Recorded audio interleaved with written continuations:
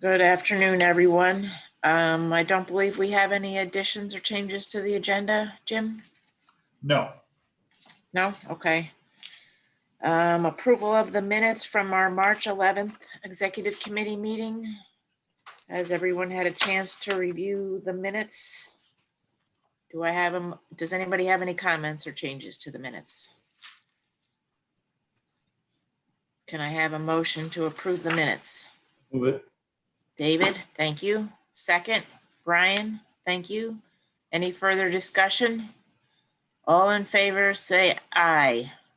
Aye. Any opposed, say no or nay. Okay, the minutes are approved. Moving along to communications and reports, we have the financial statements. Yep. These financials are from January, so we're still running a little bit behind in our financial reporting. But these financials are the first ones to reflect the UPWP amendment that was put into place. So that moved us from being slightly in the black, slightly in the red to slightly in the black. So we're all good from a budgetary balancing perspective for the year. The year is actually over. The year ended March 31st, but we still have 2 months worth of accounting to catch up on. So we'll see. Can't guarantee we'll end up in the black, but all projections are that we will be. This month's accounting, as you look at it in the financials, there are no out of line, actually no consultant invoices whatsoever. It's all standard monthly expense items. If anyone has any questions, please ask. Any questions? All right, move along to the UPWP status report. Okay. I'm going to just highlight a couple of items, and if I miss something you actually want information, more detail about, please let me know. Under general administration, our IT migration is virtually complete. We have our new server in place. We have our cloud server in place for other items. A ton of end user hardware has been replaced, and people have a full access via VPN and remote access for everything now. From an administration perspective, our year-end closeout functions were completed as our year-end ended on March 31st. From public participation, we have a new draft public participation plan that has been drafted and put out for comment. It will be presented to the upcoming planning committee in May and policy committee in June, and a save the date notice on those just went out in today's postal mail. An email notice will go out shortly with those as well. Federal transportation examination and evaluation, the American Rescue Plan was signed into law on March 11th, and that includes numerous funding sources for local and state governments, as well as specific marked transit monies. And as you probably are aware, there's movement on both an infrastructure bill as well as the new transportation bill. So anxious to see how those all turn out. For data collection, we went through a consultant selection process, and that is later on the agenda. For GIS, Onondaga County DOT has approached us on revising their physical hard copy map that we generate with our GIS system here for them to use in-house, as well as passing out to anyone they see fit. It's a foldable map with an index and all the county facilities located on it. We did it a few years back, and the last administration hasn't been updated in several years. We're going to do that for them, hopefully have that wrapped up late spring, early summer. Bike ped planning, we sent out answers to the written questions from our March focus meeting on active transportation vote meeting, and we updated our website to reflect that meeting. For regional planning initiatives, we're still waiting on SACPA to give us the Empire State Trail information so that we can wrap that project up. Dan, we really want to be done with that one as soon as possible.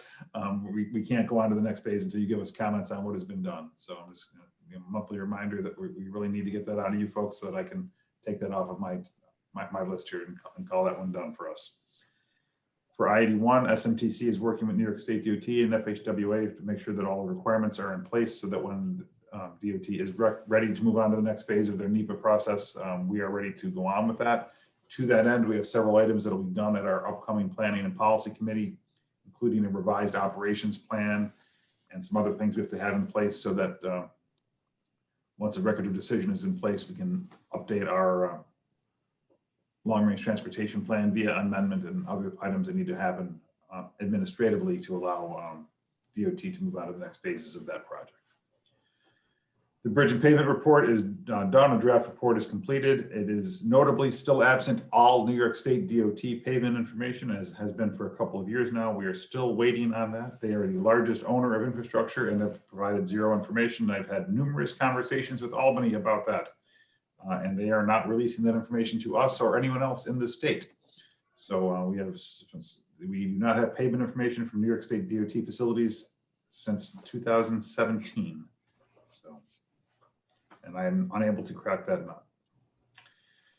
From a traffic and safety perspective, on March 3rd, SMTC gave a presentation to the New York State NPO Association, GIS and safety working groups, which outlined how SMTC approaches its safety analysis for our members, both the county and the city, with a micro and macro level approach.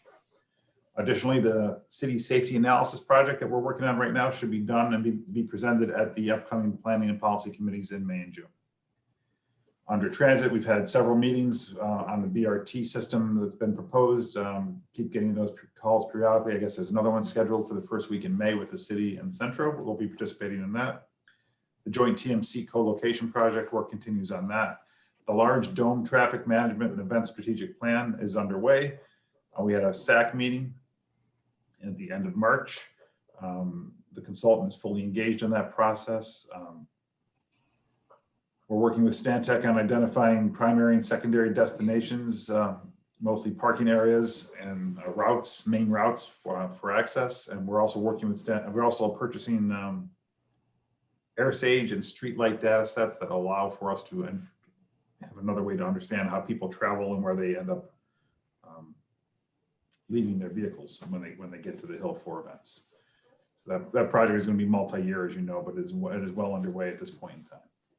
The Tuscarora Road Corridor Study held its third study advisory committee meeting and reviewed several potential design options. Route 11 corridor plan for Mattydale. We did modeling for future build-outs. Village of Skaneateles pedestrian access plan staff has been developing preliminary design concepts at key intersections to be packaged as scenarios for the upcoming SAC meeting for review. For the Manlius Village Center plan, staff is in the process of summarizing the select link analysis for the overlap of routes 92 and 173 in the Village of Manlius. For the Syracuse sidewalk planning study, we are securing summer interns to continue the project at the city's request for this summer, and that should kick off in June.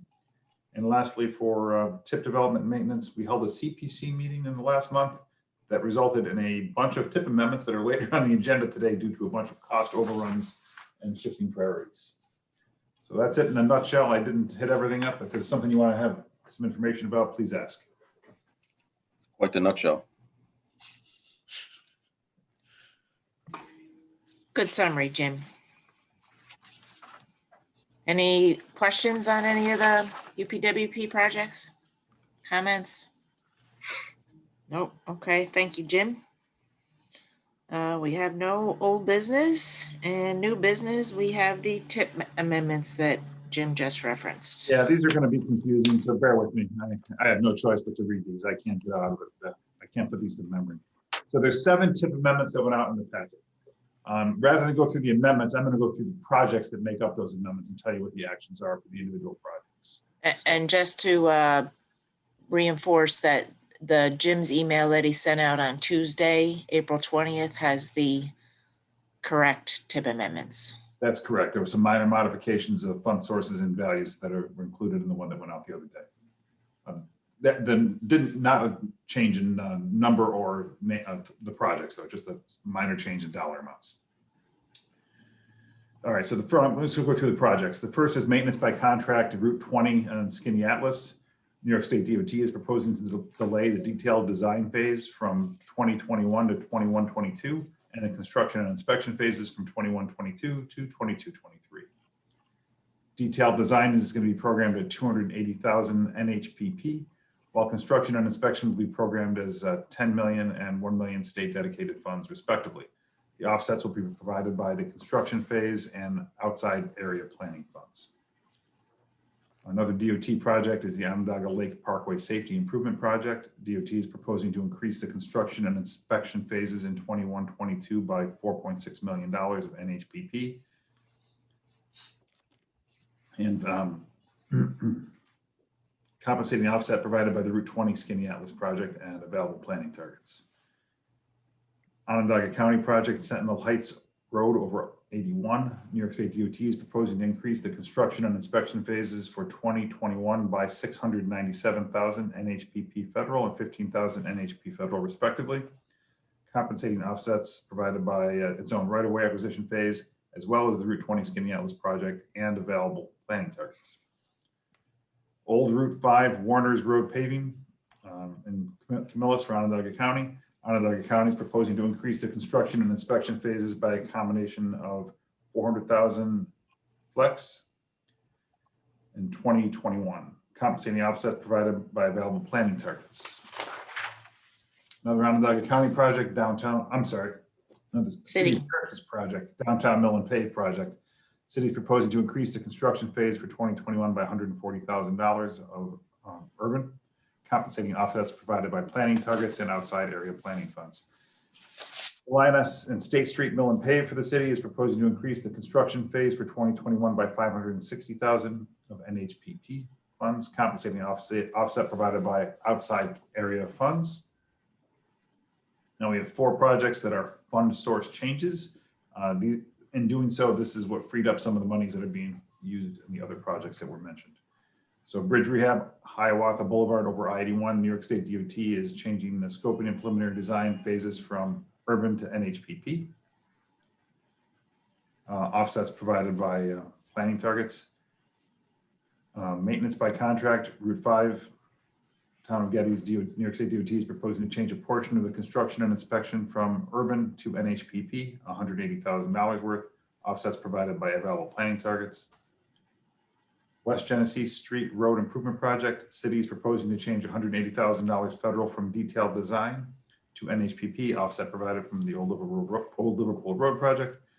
And Old Liverpool Road paving project, Electronics Parkway to Buckley, Onondaga County DOT is proposing to change the right-of-way acquisition phase funding to 100% local.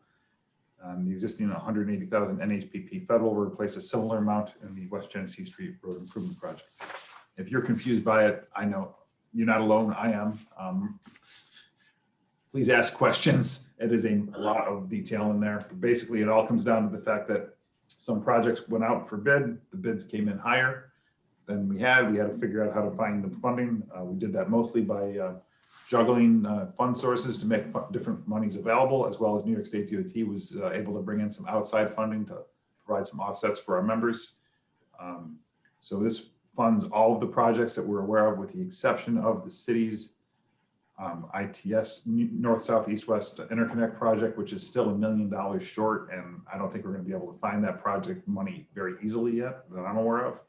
But this does fund everything else that was discovered during our CPC meeting.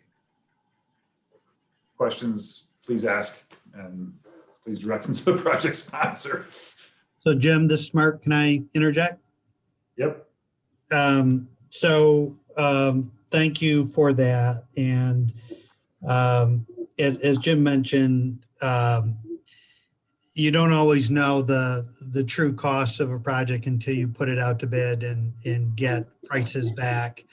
I think the SMTC, city, county, and central got together a week ago to try and identify how we could maximize the funding that's available within the TIP and move forward with these critical projects. All of us, the city, the state, county, want these projects to go forward, even though that there was some financial shortfall.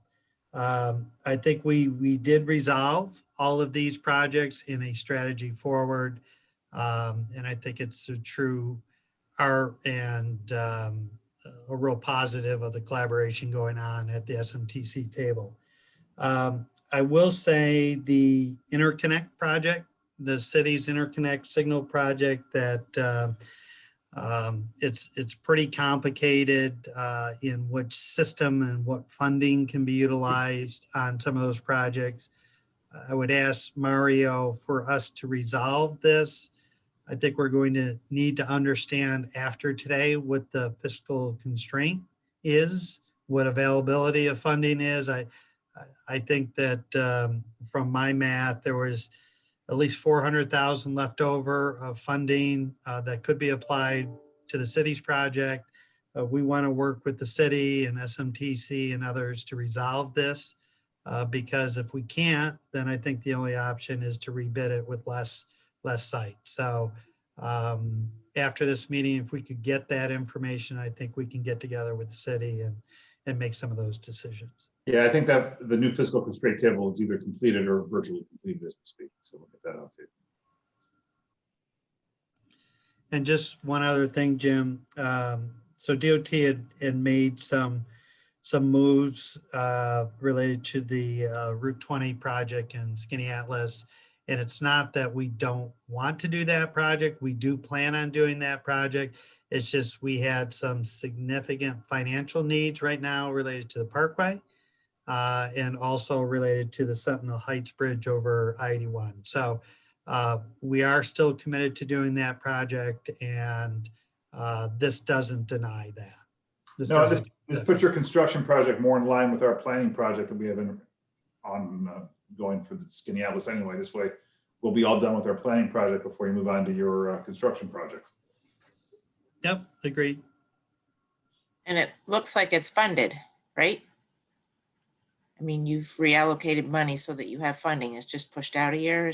Do I understand that properly? No, we probably don't have enough money, Mary, for the Route 20. And part of it is, to Jim's point, is they're engaging the community on things related to that project right now. And some of those components of that engagement could be incorporated into the project when we're doing paving and drainage and safety and so forth. So we need to identify them, cost those out, and incorporate those into the project. But that project isn't going to construction now, whereas these other projects are going to construction now. So. Yep. Okay. Yeah, I had the same question. What does our fiscal constraint table look like now? Mario, will we have that in a mailable format today? We should. I'll give a quick preview though. We're talking about scraps at this point. These amendments that hopefully will be approved in a few minutes are taking up the bulk of the little that did remain of surpluses. So I think there will be some additional amounts available, but might be some pretty low amounts that we're going to be talking about for availability. But it will help. Okay. Can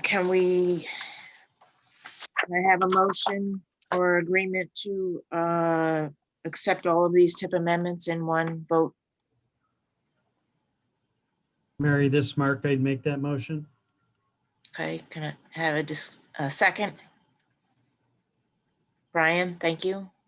Any further discussion or questions? All in favor? Aye. Aye.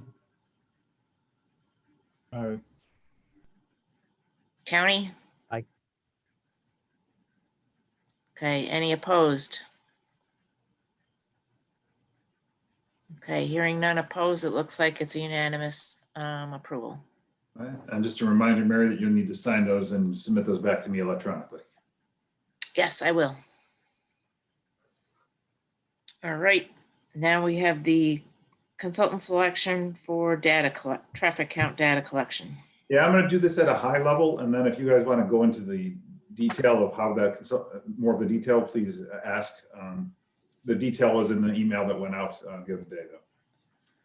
So an RFP went out on February 12th. Expressions of interest were due March 10th. No firm submitted any questions. Proposals were due on March 24th. We got 6 proposals that came in: American Traffic Information, Barton and the Judas, JMT, National Data and Surveying, Quality Traffic Data, and the Traffic Group. Just to let everyone know, the Traffic Group has been our data collection consultant for probably over 10 years, just to let everyone be aware of that.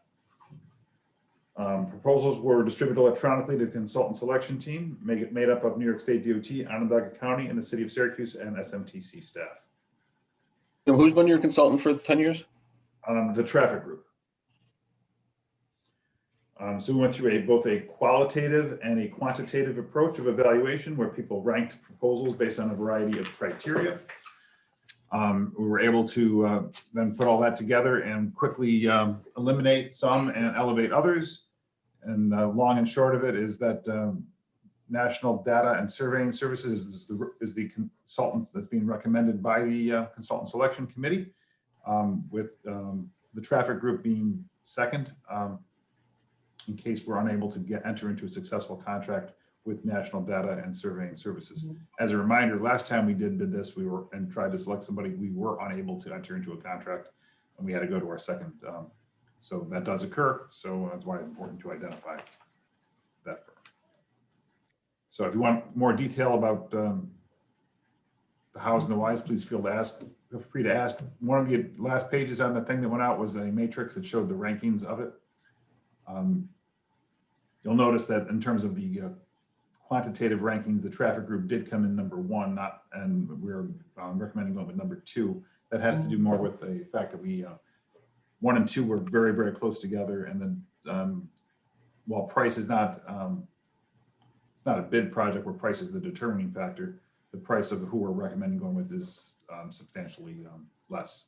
So that's the reason behind that. And for what it's worth, we do not expect a very large number of counts in the next coming year or 2. What's the term of the contract, Jim? 2 years. Are there any extensions? I think I have a 1-year option for 1-year extension. If we're happy with their work and want to extend it. And if we're not happy with their work, we haven't done work with this firm before. No, if we're not happy with the work, I mean, my recommendation is probably going to be to terminate it before it's even done. That's usually what my recommendation would be in such a matter. Okay. But there is a termination clause with proper notice. Yep. Okay. If terminated, would we be able to utilize someone else as a backup, or would we have to just put it back up? It would depend on how far into the process we go. If the amount of time has, if we're talking a year into it, we'll probably have to rebid it. But if we're talking 2 months after we make a decision, we could probably utilize what's already been gathered.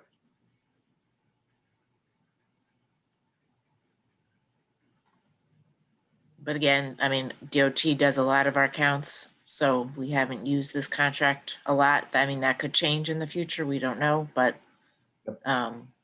Yeah, this consultant that we're choosing is currently under contract with New York State DOT for contracts. We have no reason to expect that it shouldn't be able to meet our needs.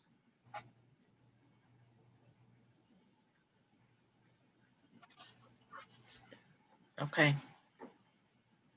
Can I have a motion to award the contract to National Data and Surveying Services?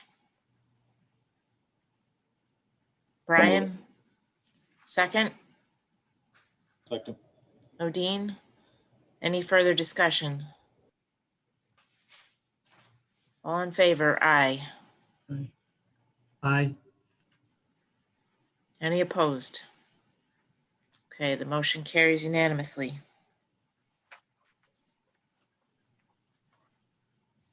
All right, we don't have any public comment period. Nope. This recording will be posted live later today on our YouTube channel for the public. Though, just to remind everybody, that's why this meeting is being recorded. And also to tell everybody, I do not have an expectation for an early May executive committee meeting because it's only a couple weeks away, and I'm taking care of this business today. But Mary is well aware, if funding becomes available or a funding strategy becomes available for the Syracuse's interconnect project, we're going to have an executive committee meeting to deal with that. Other than that, I probably don't see an executive committee happening in May. Well, I hope to see you within the next month so that we can award a project. Fair enough. Jim, we could have a 1-item call-in, right? Absolutely. If that becomes available, we can. All I need is 7 days public notice for the TIP amendment, and we can have a meeting, and we can have it that can be the sole agenda item. That's perfectly fine. Okay. I think as soon as we get Mario's new spreadsheet, Mary and I will be in contact. Okay. Sounds great. Okay, thank you, everyone. Motion to adjourn the meeting. Brian? Second? Odine? Chris? County?